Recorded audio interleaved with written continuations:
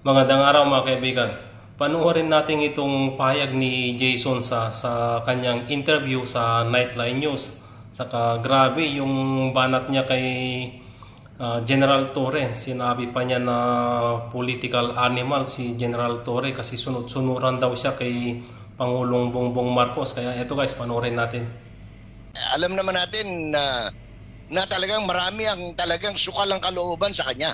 Opo. Dahil sa ginawa niya, hindi lamang kay Pastor Kibuloy, lalong-lalo na kay Presidente Duterte.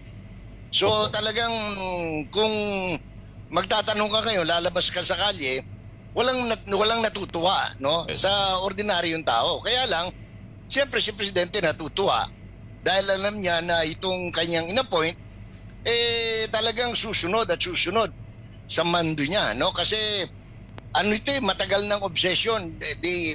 Mr. Torre is a political animal. He is not more than being an officer and a gentleman of the Philippine National Police.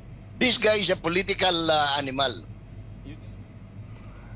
Kayo mga kaibigan, ano masasabi nyo sa sinabi ni Jason sa na political animal daw si General Torre?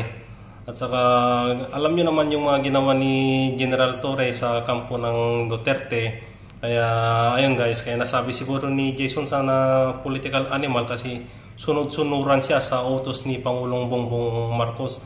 Kundi kaya walang paninindigan si General Torre, kundi parang aso daw na sunod-sunuran kay Presidente Bongbong Marcos.